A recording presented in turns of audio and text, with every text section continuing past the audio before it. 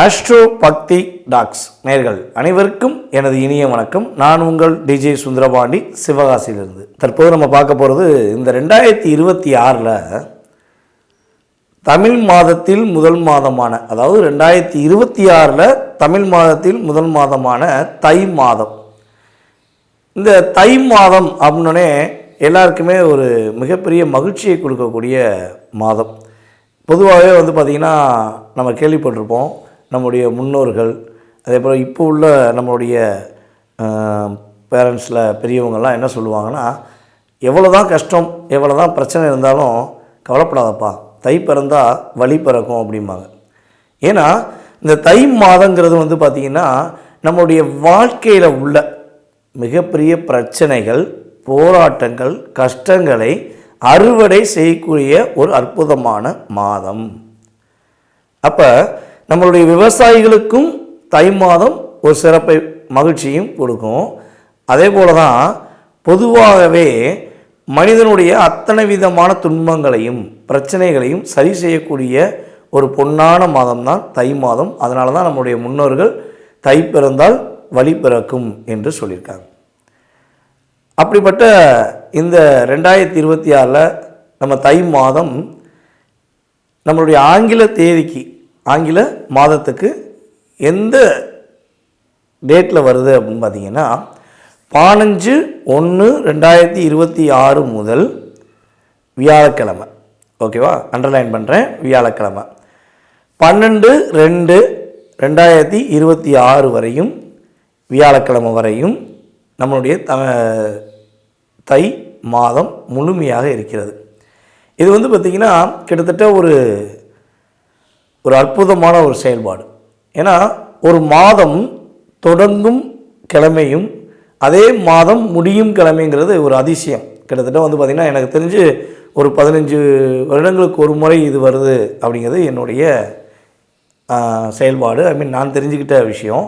So அதுக்கடுத்து பார்த்திங்கன்னா இதில் இன்னொரு, இந்த வருடத்தில், இந்த தமிழ் மாதத்தில், தை மாதத்தில் ஒரு அற்புதமான விஷயம் என்னென்னா, நட்சத்திரமும், அதாவது வியாழக்கிழமை 15/1/2025 வியாழக்கிழமையில் கேட்டை நட்சத்திரத்தில் தான் சந்திரன் அமர்ந்திருக்கிறார்.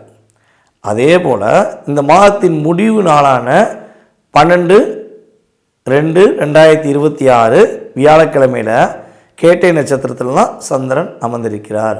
அப்போ இங்கே ஒரு மிக முக்கியமான விஷயம் என்ன அப்படிங்கும்போது, 12 ராசி நேயர்களுக்குமே நம்ம எப்போவுமே தமிழ் மாதம் அப்படின்னு உடனே சூரியனை அடிப்படையாக கொண்டு தான் சொல்லுவோம்.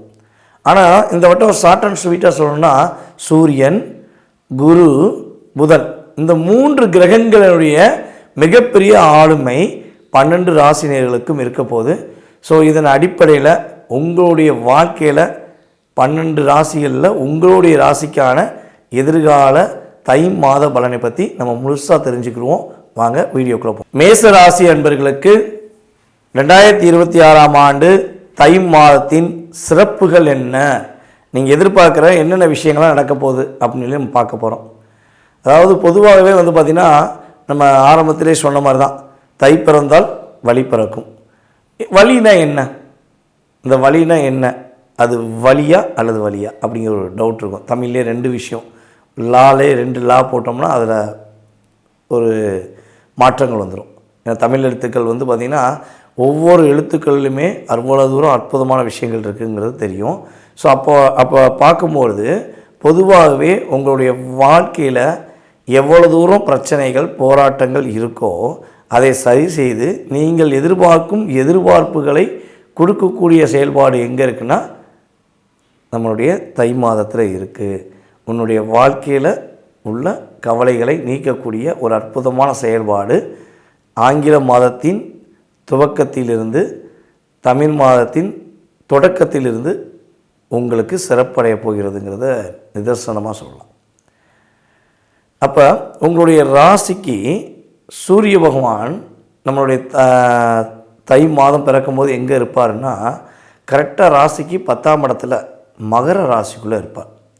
அப்போ உங்களுடைய ராசியின் அதிபதி உங்களுடைய ராசிக்கு 9ஆம் இடத்துல ஆரம்பத்தில், அதாவது இந்த தமிழ் மாதம் ஆரம்பிக்கும் போது 9ஆம் இடத்துல இருப்பார். ஓகேவா? அதாவது ராசிக்கு 8ஆம் இடத்துல அந்த நாள், அதாவது நம்மளுடைய தை மாதம் பிறக்கின்ற அந்த நாள் கேட்டை நட்சத்திரத்தில் ஆரம்பிக்குது. ஓகேவா?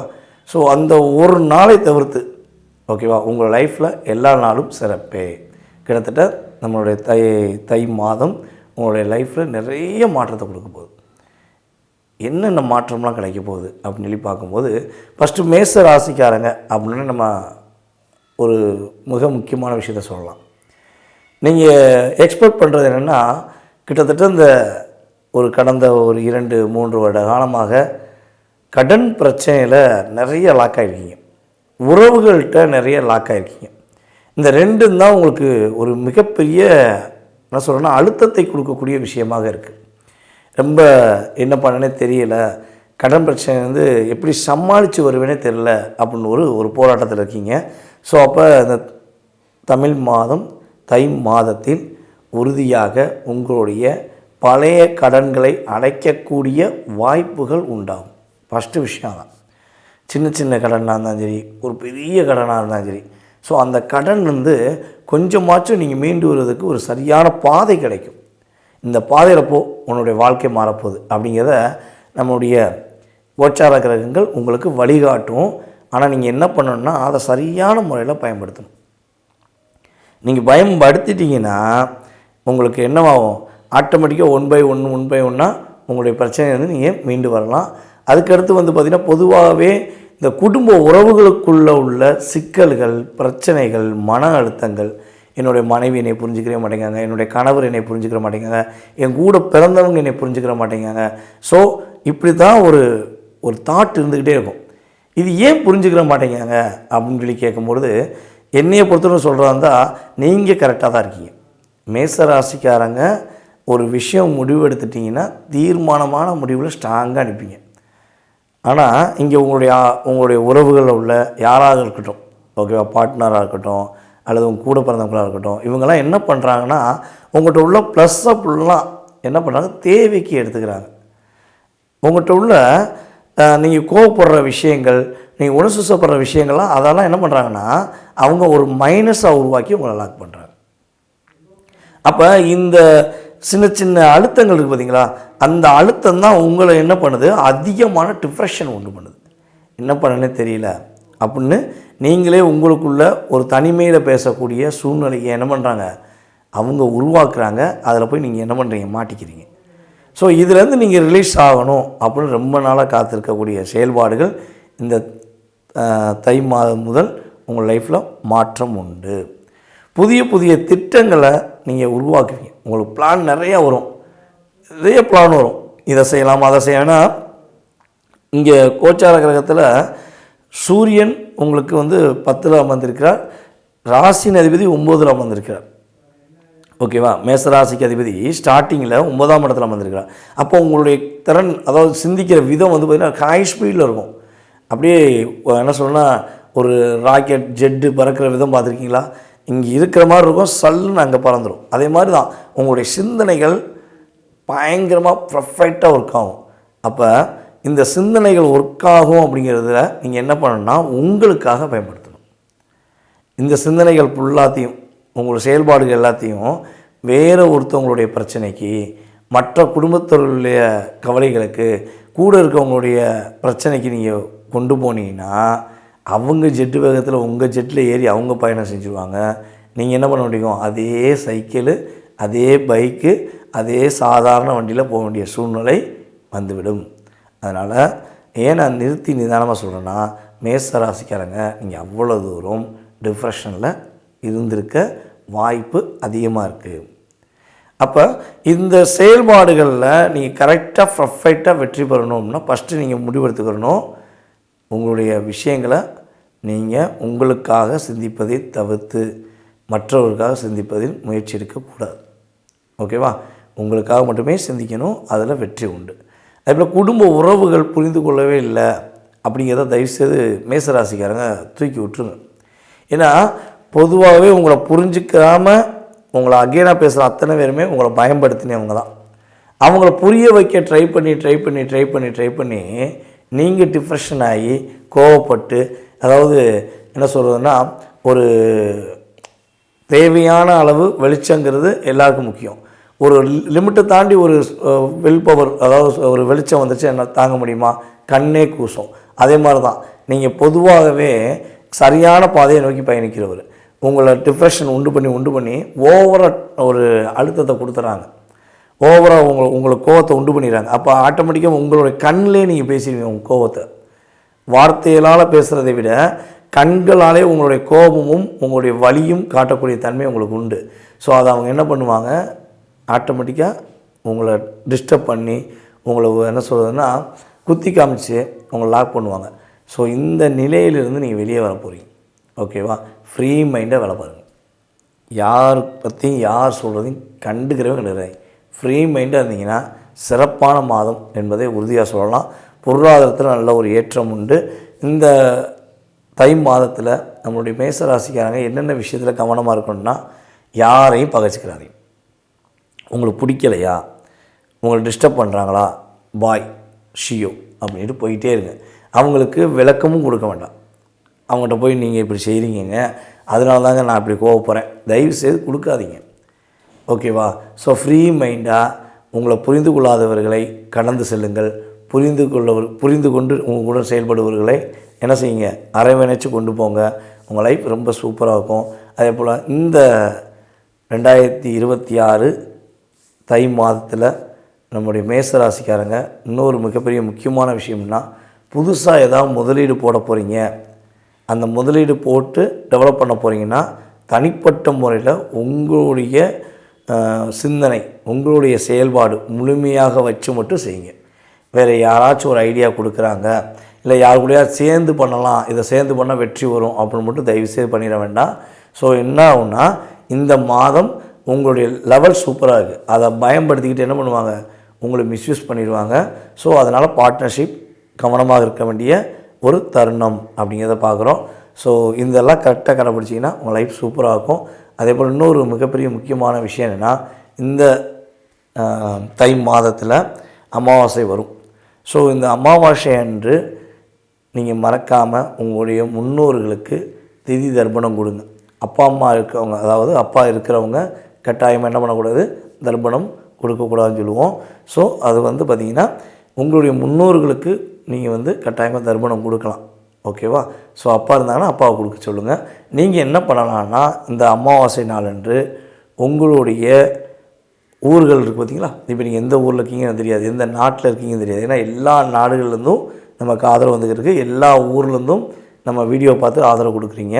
ஸோ நீங்கள் இருக்கிற இடத்துல வயதான முதியவர்கள் அல்லது உங்கள் சாலையோரமாக இருக்கிற முதியவர்கள், ஆதரவற்ற முதியவர்கள்னு சொல்லுவோம் பார்த்திங்களா, ஸோ அவங்களுக்கு மறக்காமல் நீங்கள் செய்ய வேண்டிய மிக முக்கியமான விஷயம்னா, அமாவாசை நாளன்று நீங்கள் என்ன பண்ணணுன்னா அவங்களுக்கு மதிய சாப்பாடு, ஓகேவா, சாப்பாடு தண்ணீர், இந்த ரெண்டும் மறக்காமல் உங்களால் எத்தனை பேருக்கு வாங்கி கொடுக்க முடியுமோ மறக்காமல் வாங்கி கொடுங்க. ஸோ இதை நீங்கள் செஞ்சீங்கன்னா உங்களுடைய செயல்பாடுகள் லைஃப்பில் சூப்பராக இருக்கும்.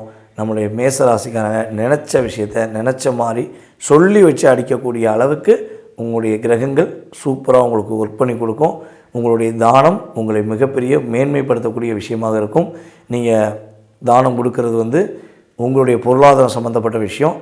ஒரு ஆளுக்கு கொடுக்கலாம், நல்ல காசு இருக்குன்னா 10 பேர் கொடுக்கலாம், 100 பேர் கூட கொடுக்கலாம். சரியா? அமாவாசை நாள் முதல் நீங்கள் கொடுக்கின்ற தானம் உங்களுடைய ஒரு மிகப்பெரிய அற்புதமான மாற்றத்தை கொடுக்கக்கூடிய விஷயமாக இருக்க போகிறது. ரிஷபராசி அன்பர்களுக்கு தை மாதத்தின் சிறப்புகள் என்ன? இந்த 2026 தை மாதத்தில் உங்களுக்கு வாழ்க்கையில் ஏற்பட போகின்ற மாற்றங்கள் என்ன? ஏற்கனவே நம்ம அதாவது 2026ஆம் ஆண்டு புத்தாண்டு பலன்களை எல்லா சேனல்லையும் பார்த்தா ரிஷபராசி சூப்பராக இருக்குது, ரிஷபராசி சூப்பராக இருக்குது, ரொம்ப சிறப்படைய போது, மகிழ்ச்சியாக இருக்க போதுன்னு சொல்லிக்கிட்டே இருக்கீங்க. நாங்கள் உங்கள் வீடியோவும் பார்த்தோம், மற்றவங்களுடைய வீடியோவும் பார்த்தோம். ஆனால் இங்கே அந்தளவுக்கு ஒரு எதிர்பார்ப்பு எங்களுக்கு நிறைவேறவே இல்லையே. வருஷம் நீங்கள் சொல்லக்கூடிய பலன்களை பார்க்குறோம். ஸோ அதில் சில கோச்சார கிரகங்கள் ரீதியாக நீங்கள் சொன்ன விஷயங்கள் நடக்குது.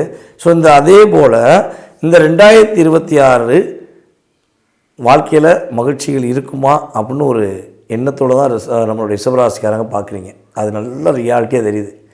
ஆனால் உண்மையிலே வந்து பார்த்திங்கன்னா நம்மளுடைய பொது பலன்கள், ஆண்டு பலன்களுக்குரிய விஷயங்களில் உங்களுக்கு நிறைய ப்ளஸிங் உண்டு, நிறைய முன்னேற்றம் உண்டு. ஓகேவா? நிறைய மாற்றங்கள் உறுதியாக உண்டு.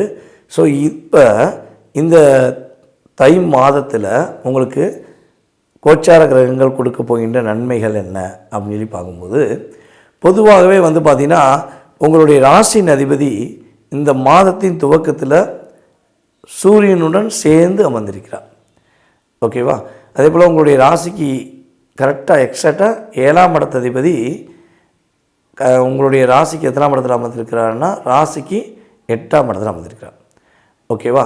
ஸோ இங்கே சூரியன் சுக்கிரன் 9ஆம் இடத்திலும் செவ்வாய் 8ஆம் இடத்திலும் அமர்ந்திருக்கிறார். ஸோ இங்கே நம்ம இதில் மிக முக்கியமாக பார்க்கக்கூடிய விஷயம் என்ன அப்படின்னு பார்க்கும்போது, ஏன்னா கிரகங்கள் வச்சு சொல்கிறாங்க, நிறைய சொல்ல வேண்டியிருக்கு. ஆனால் கான்செப்ட் புரிய மாட்டேங்குது சில பேருக்கு. என்ன சூரியங்காரு, செவ்வாய்ங்காரு, சந்திரங்காரு. ஸோ நமக்கு அந்த ஆப்ஷன் புரியலை. நமக்கு என்ன நடக்க போகுது இதுதான். அதாவது இந்த கம்ப்யூட்டர் உலகத்தில் வேகத்தின் தன்மையில் விடை என்ன அப்படின்னு தான் எதிர்பார்க்குறாங்க. ஸோ அப்படி பார்க்கும்பொழுது நம்மளுடைய ரிஷபராசி அன்பர்களுக்கு தனக்கு பிடித்தமான மகிழ்ச்சிக்குரிய விஷயங்களை நீங்கள் செய்யக்கூடிய ஒரு பாக்கியம் உண்டு. உண்மையிலே மகிழ்ச்சியை நீங்கள் தேடிக்கொண்டு இருக்கீங்க. காசு இருந்தால் மகிழ்ச்சி இல்லை, மகிழ்ச்சி இருந்தால் காசு இல்லை. இதுதான் ரிஷபராசியோட பெரிய பிரச்சனை. அது மிகப்பெரிய ஒரு என்ன சொல்லணும்னா கஷ்டமான சூழ்நிலையே அதான். உங்களுடைய வேலையை மட்டும் முழு கவனம் செலுத்தி நீங்கள் உயிரை கொடுத்து வேலை பார்த்தாலும் உங்களுக்கான ஒரு பொருளாதார நிலையில் உங்களால் ஒரு ஏற்றம் அடைய முடியவில்லைங்கிற ஒரு ஏக்கம் உங்களுக்கு இருக்குது. கஷ்டப்பட்டு ரொம்ப ஹார்ட் ஒர்க் பண்ணி இஷ்டப்பட்டு ஹார்ட் ஒர்க் பண்ணி கூட ஒரு நிலையான அங்கீகாரத்தை பெற முடியல. நமக்கான ஒரு நிறையா ஸ்டாண்டர்ட் நான் பண்ணேன் அப்படின்னு நம்மளால் சொல்ல முடியல. அதை இன்னொருத்தவங்க பண்ணாங்கன்னு சொல்லி அவங்க பேர் வாங்கிக்கிறாங்க அப்படிங்கிற ஒரு அழுத்தம் இருக்குல்ல. ஸோ இது ரிலீஸ் ஆக போகுது. உங்களுடைய முழு திறனும் உங்களுடைய முழு சிந்தனையும் மகிழ்ச்சி அடையக்கூடிய ஒரு அற்புதமான தருணம் இந்த தை மாதம். அதேபோல் இந்த மாதத்தில் வந்து பார்த்திங்கன்னா உங்களுடைய இறை வழிபாடு சூப்பராக இருக்கும். அப்படியே நீங்கள் என்ன சொல்லணும்னா உங்களுடைய குலதெய்வ கோயில் போகலாம், உங்களுடைய இஷ்ட தெய்வத்தை வழிபாடு செய்யலாம், அல்லது உங்களுக்கு உங்களுடைய முன்னோர்களுடைய ஆசீர்வாதம் கிடைக்கலாம். ஏன்னா நம்ம ஏற்கனவே வந்து பார்த்திங்கன்னா இந்த தை மாதத்திலலாம் அமாவாசை மிகப்பெரிய சிறப்புன்னு சொல்லுவோம். அதாவது கிட்டத்தட்ட அத்தனை விதமான அமாவாசைகளை கூட மிஸ் பண்ணிடலாம், ஆனால் தை அமாவாசை மிஸ் பண்ணக்கூடாதுன்னு சொல்லுவோம். அப்போ உங்களுடைய முன்னோர்களுடைய முழு ஆசீர்வாதமும் உங்களுக்கு கிடைக்கக்கூடிய ஒரு அற்புதமான தருணம் இந்த தை மாதம். அதே போல் நம்மளுடைய ரிஷபராசி அன்பர்களுக்கு வந்து பார்த்திங்கன்னா அம்மா வழி உறவுகள் மூலமாக நிறைய சேஞ்சஸ் உண்டு, நிறைய மாற்றம், நிறைய எக்ஸ்பெக்டட். அம்மா மேலே நீங்கள் அளவு கடந்து அனுபவிச்சிருக்கீங்க. அம்மா தான் உயிருங்கிற ஒரு கொள்கையில் இருப்பீங்க. ஏன்னா சந்திரன் வந்து இங்கே தான் உச்சமடைகிறார். அம்மாவுக்கு உங்களை தான் ரொம்ப ரொம்ப பிடிக்கும். ஓகேவா? ஸோ உங்கள் மேலே ரொம்ப கேரிங்காக இருப்பாங்க. அதே போல் அம்மாவுக்கு இப்போ ஹெல்த் வைஸாக நிறைய பிரச்சனைகள் இருக்கும், அல்லது உங்களுடைய மனம் சார்ந்த விஷயங்களில் நிறைய டிப்ரெஷன் இருக்கும். அதெல்லாம் அப்படி படிப்படியாக என்ன ஆக போகுது, குறைய போகுது. ஓகேவா? நிறைய நல்ல மாற்றங்கள் ஏற்பட போகுது. அதே போல் நீங்கள் ரொம்ப நாள் எதிர்பார்த்த இந்த விஷயம் செஞ்சால் எனக்கு வெற்றி உண்டு, இந்த விஷயம் செஞ்சால் எனக்கு மகிழ்ச்சி இருக்கும்னு சொல்லி அனைவராலும் வியப்படையக்கூடிய விஷயங்களை நீங்கள் செய்து முடிப்பீங்க. அப்படியே உள் மனசுக்குள் நிறைய ஆசைகளை வச்சுருக்கீங்க. உறவுகள்கிட்ட வெளிப்படையாக பேச முடியலங்கிற தவிப்பில் இருக்கீங்க. அவங்க செய்கிற என்ன சொல்கிறேன்னா விஷயங்களை உங்களால் ஏற்றுக்கிற முடியல, வேறு வழி இல்லாமல் நான் ஏற்றுக்கிட்டு வாழ்கிறேன்.